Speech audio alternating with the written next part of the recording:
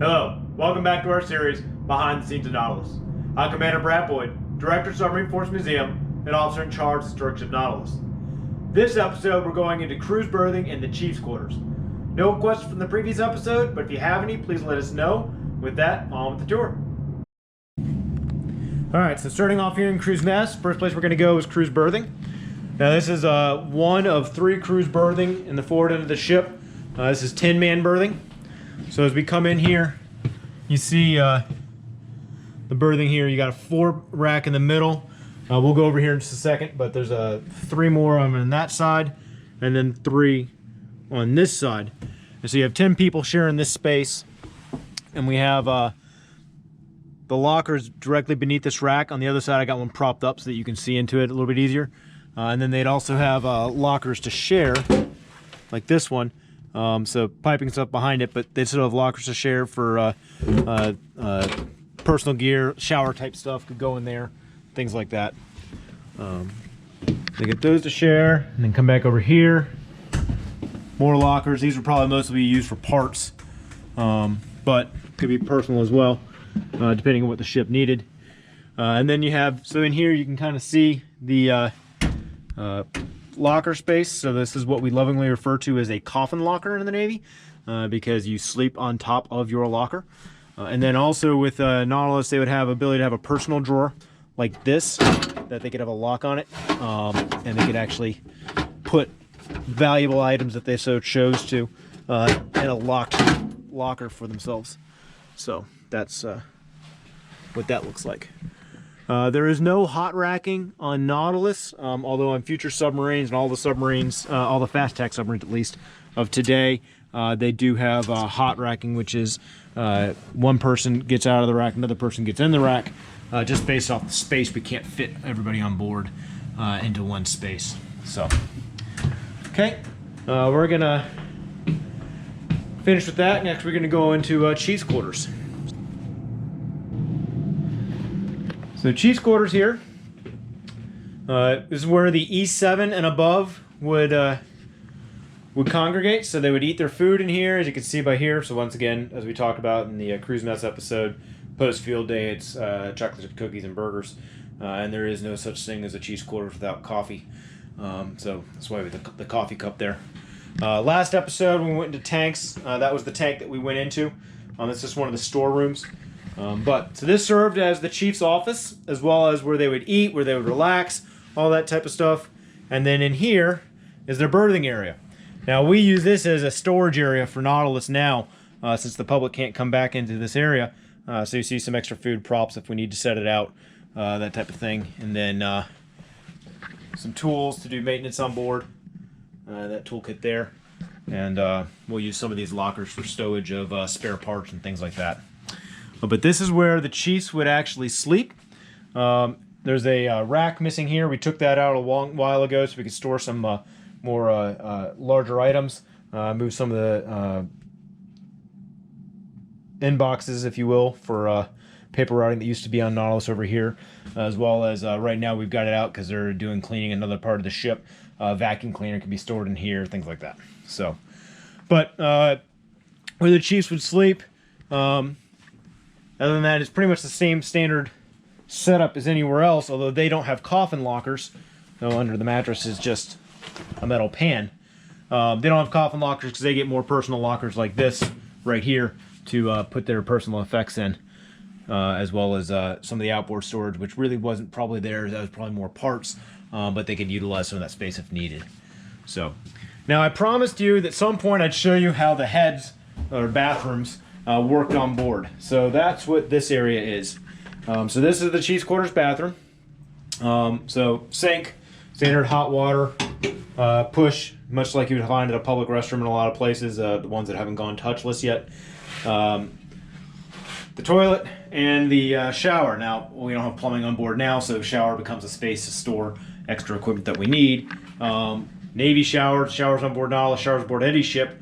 You turn the water on, and then you actually have a quick button there, so you actually have water on, water off, without having to turn the dial, so you don't have to adjust your temperature again. But that way you save water. Even though Nautilus could make all the water she wanted, you do have to You can't just waste all that water. You can't take what we call a Hollywood shower at all times. The other thing happens is when you use water, it goes to a tank to then be pumped overboard.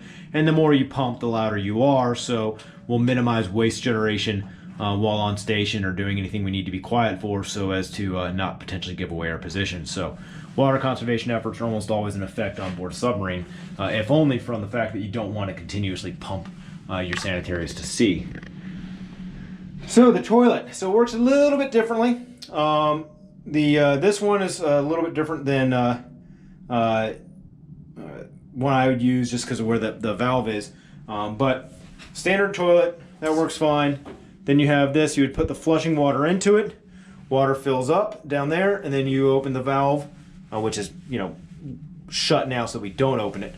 But this is the valve that sends it into the sanitary systems. You have the water going to kind of flush down, and then you would shut this valve, let the bowl fill up a little bit, and close the valve. And that's how the thing works. So you just basically do all the steps that you would at home to flush a toilet. You do them all by yourself in sequential order to make the toilet work here. But that's how a head works on board a submarine. So, okay. With that, we're going to go back forward, and we're going to talk a little bit about the chiefs on board the submarine, specifically Leroy Ingles, the first chief of the boat of Nautilus. So we'll talk to you in just a second. Okay, so Chief Leroy Ingles was the first chief of the boat of Nautilus. He was born on July 31st, 1916 in Rockville, Illinois. He attempted to join the Navy in 1935, and I do mean attempted. He had a crooked back, and the recruiter told him no.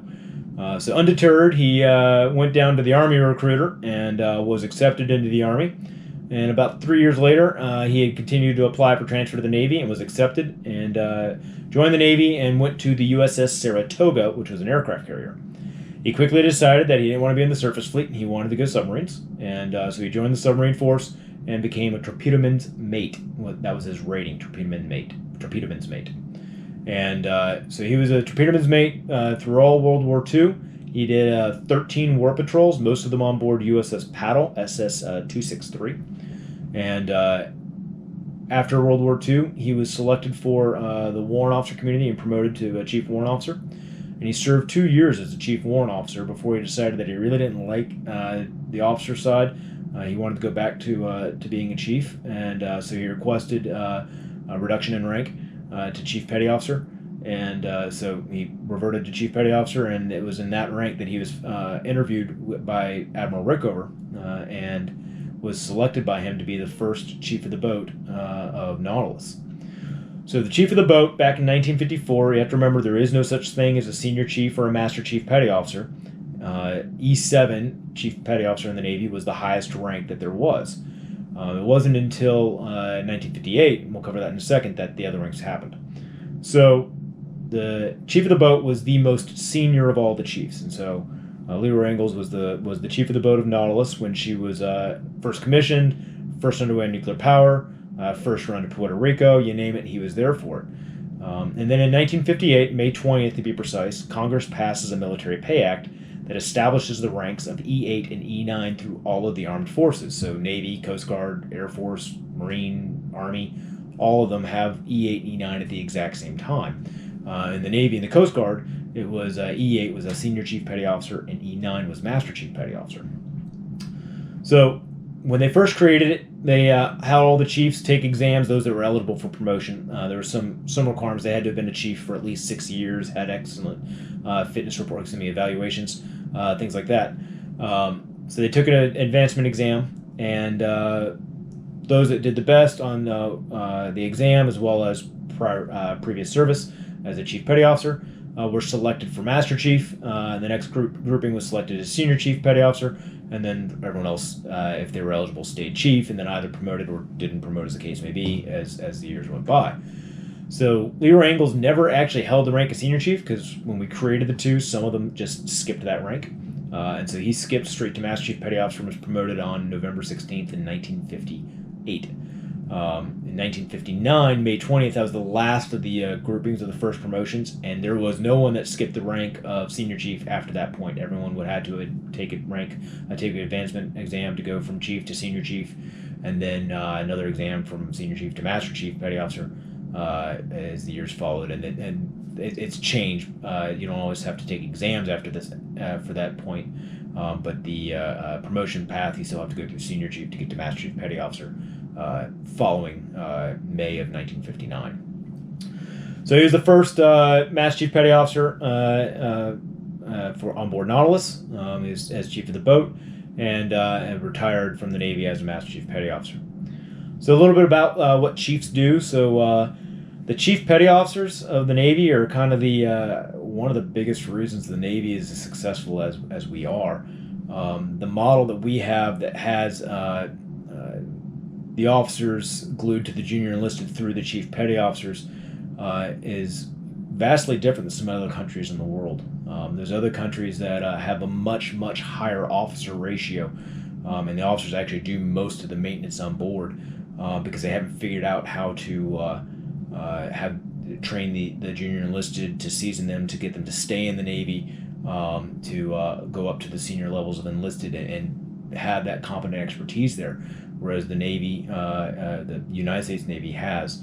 And the Chief Petty Officer is essential to the day-to-day functions and even the long-term functions of any ship that we have within every rating of the Navy.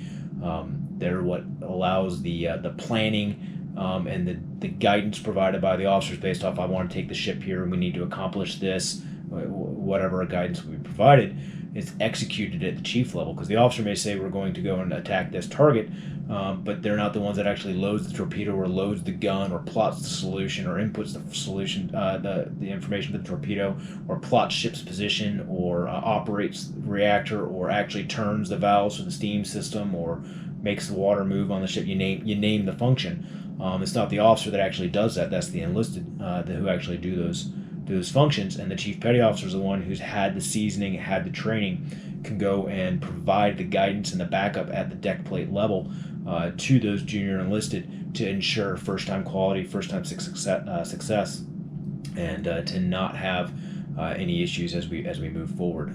The Chief Petty Officer is absolutely essential here on board Nautilus and throughout the Navy as we do our day-to-day and everything else. So. But the chiefs would have eaten here, obviously, as we talked about. Also done the relaxing, any training that they would have had, because there was continuous training at all ranks and all levels of the Navy. You're always learning about ways to do things better, or learning your past and learning from mistakes of others. And that all would have happened here in chief's quarters when they weren't out on the deck plate, either standing watch or leading maintenance of their team. So, but that does it for this week. I hope you all enjoyed the tour. Next week we'll be going into the galley and into another storeroom, so one that I don't actually have to have gas-free come and verify. It actually has ventilation. So we'll be going into there, and then from that we'll finish off with the rest of the berthing forward, and then we'll be going topside. So hope you enjoyed the tour, and thanks for coming along. Bye.